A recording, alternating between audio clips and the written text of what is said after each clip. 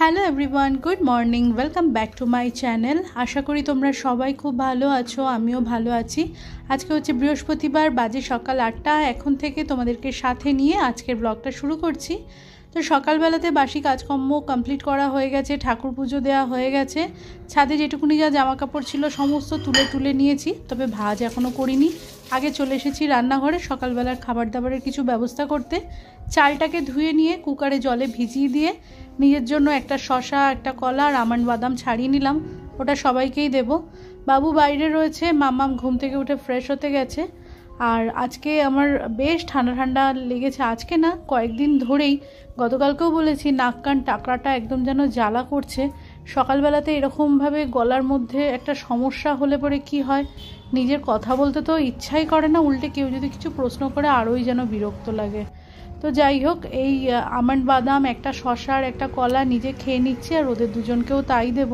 এটা খেয়ে নিয়ে নিজের জন্য আগে গরম গরম 1 কাপ ওই জিরেটা ভেজানো আছে, জিরে ভেজানো জলটা একটু ফুটিয়ে নিয়ে গরম গরম ওই চায়ের মতো খেয়ে নেব।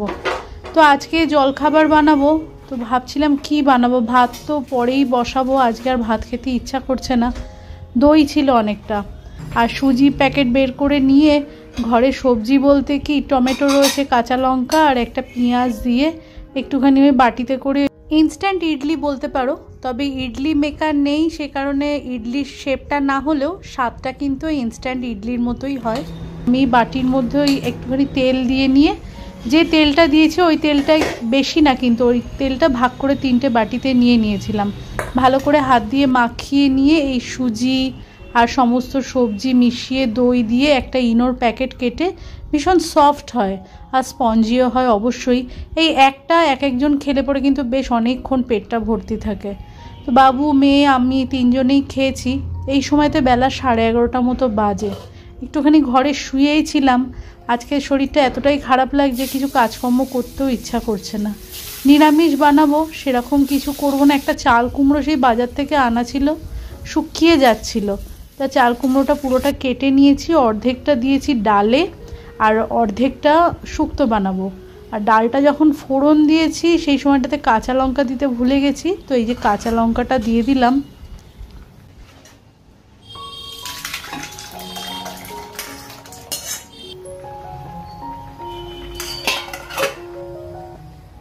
উচ্ছেটাকে ভেজে হিঙের বড়ি দিয়ে, চাল কুমড়ো দিয়ে, দুধ দিয়ে একটুখানি চাল কুমড়োর শুক্তো, ডাল আর এই ভাত, কুমড়ো ভাজা আছে। মোটামুটি 12:30টার মধ্যে আমার রান্নাবান্না কমপ্লিট হয়ে গেছে।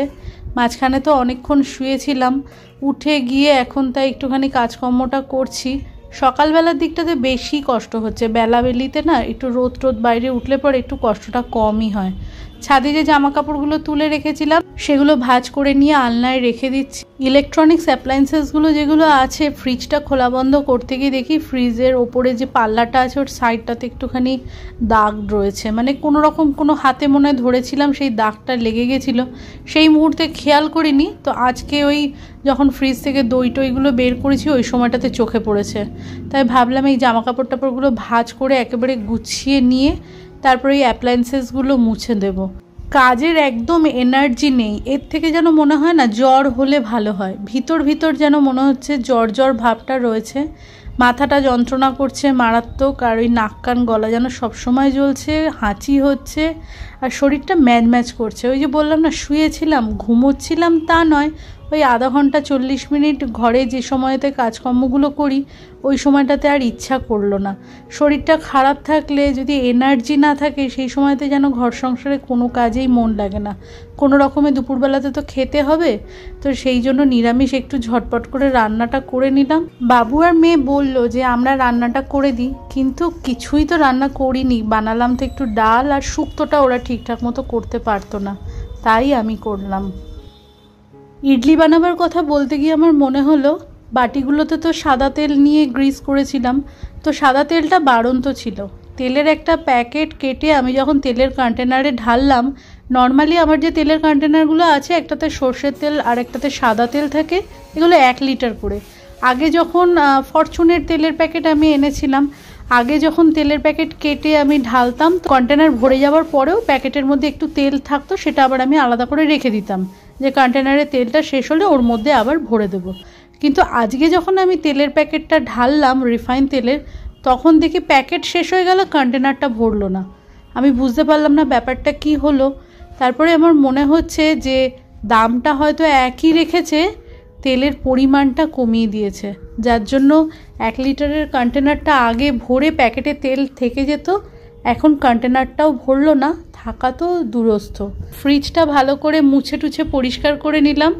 এবারে ওই ডিশওয়াশার, ওয়াশিং মেশিন এইগুলোকেও ভালো করে মুছে নেব। সাদা জিনিস তো, মাঝে মধ্যে এগুলোকে যদি একটু কলিন দিয়ে না মুছে নিই, দাগ ছোপ ধরে গেলে দেখতে খুব খারাপ লাগে।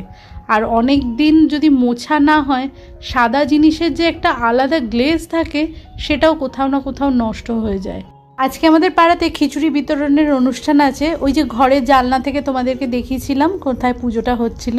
খিচুড়ি, লাবড়া, 5 রকম ভাজা, পায়েস এইগুলো বানানো হচ্ছে, আর মালসায় করে নিয়ে ভ্যানে করে করে প্রত্যেকটা বাড়িতে দেয়া হবে। বাবু তো ক্লাবের মেম্বার, সে কারণে আজকে ভোর থেকে মানে এই 3:30 4টে থেকে এরা ক্লাবের ছেলেগুলো প্রচণ্ড ব্যস্ত। শুনেছি 82,000 টাকার মুদির জিনিস এসছে। গতকালকে মুদির জিনিস সব কিছু এনে ওরা ক্লাব ঘরের মধ্যে স্টোর করে রেখেছে। আর আজকে তো বাবু সেই 3টে 3:30-র সময়তে ওই আরও সমস্ত ছেলেরা সবাই মিলে ওই ছোট একটা গাড়িতে করে হাটে গেছিল সমস্ত সবজি বাজার করার জন্য। বেশ বড়সড় আয়োজন। পাড়াতে তো প্রত্যেকটা বাড়িতেই পৌঁছানো হবে, এছাড়াও রাস্তা দিয়ে যত মানুষ যাবে সবাইকে প্রসাদ হিসাবে এগুলো দেয়া হবে। গতকালকে মিষ্টির দোকান থেকে একটা করে আমিত্তি আর একটা করে সন্দেশও আনা হয়েছে। তবে শুনেছি ক্লাবের যারা মেম্বার আছে তাদের পরিবারের কেউ যদি চায়, ওখানে প্যান্ডেল করা আছে, চেয়ার টেবিলও পাতা আছে, ওখানে বসেও খেতে পারে। আজকে সন্ধ্যেবেলাতে ওইখানেই যাব। মাম্মাম যাবে না, তো মাম্মামের জন্য নয় একটু খিচুড়ি নিয়ে আসবো, তো সেই কারণে রাত্রের কোনো রকম রান্নাবান্না কিছু আর করলাম না। ধীরে সুস্থে ঘরের কাজগুলো তোমাদের সাথে গল্প করতে করতে অনেকটা গুছিয়ে নিলাম। এখন ওই বেলা 1টা মতো বাজে। এবারে আমি একটুখানি গিয়ে গা হাত পাটা ধুয়ে জামা কাপড় টাপড় ছেড়ে নেব। বাবু আসার সময়তে হাতে করে একটুখানি ফল নিয়ে এসেছে। আর আজকে দুপুরের খাবার দাবার আমি কিছুই সার্ভ করিনি, বাবা মেয়ে ওরা দুজনেই করেছে। সরাসরি চলে এসেছি সন্ধেবেলা, এখন প্রায় 7:30 মতো বাজে। সন্ধে টন্ধে ঘরে দিয়ে টিয়ে তারপরে আমি এসেছি। প্রচুর খিচুড়ি রান্নাবান্না হয়েছে। আমি এখানে আসার পরে 10-12 গামলা তো দেখতেই পেলাম, আর রাস্তার উল্টো দিকে আরও লোকে খাচ্ছে। এখান থেকে ক্লাবের ছেলেরা সমস্ত টেনে নিয়ে গিয়ে ওইখানে পাতায় করে করে দিচ্ছে। আরও অন্য জায়গাতে খিচুড়ি গামলা নিয়ে গিয়ে এই যে দেখো মালসা ভরে ভরে এই ঠাকুরের পাশে এখানে রাখা হচ্ছে। এখান থেকে ভ্যানে করে করে প্রত্যেকটা বাড়িতে পৌঁছানো হবে। ক্লাবের প্রত্যেকটা মেম্বারই আজকে খুব ব্যস্ত ছিল। আমি তো তাড়াতাড়ি খেয়ে 9:30-র মধ্যে বাড়িতে চলে এসেছিলাম। বাবুর ওখানে সমস্ত খাওয়া দাওয়াটা মিটিয়ে কাজকর্ম সেরে গুছিয়ে বাড়িতে আস্তে আস্তে 2-2:30 মতো বেজে গেছে। আর রাত্রিবেলাতে আসার সময় একটা মালসা হাতে করেও নিয়ে এসেছিল। লাস্টে বলল 1 গামলা খিচুড়ি বেঁচে গেছিল, তো সেটা রেখে দিলে তো নষ্টই হবে। তো যে কজন ছেলে ছিল তারা প্রত্যেকেই ওই রকম খিচুড়িটাকে ভাগ করে নিয়ে প্রত্যেকে যে যার বাড়িতে নিয়ে গেছে। এটা যদি ঠাকুরকে ভোগ দেওয়া হতো তাহলে এনে আর ফ্রিজে রাখতে পারতাম না, যেহেতু এটা সবাইকে বিতরণের জন্য, সেই জন্য এনে এটা ফ্রিজে রেখেছি। তবে আগামীকাল শুক্রবার আর খাবো না, দরকার হলে পরে শনিবারে ওটা আমরা খাবো। তো বন্ধুরা, আজকের ব্লগটা আমি এইটুকুনি রাখলাম। তোমরা ভালো থেকো, সুস্থ থেকো, দেখা হচ্ছে নেক্সট ব্লগে। ততক্ষণের জন্য টাটা, গুড নাইট।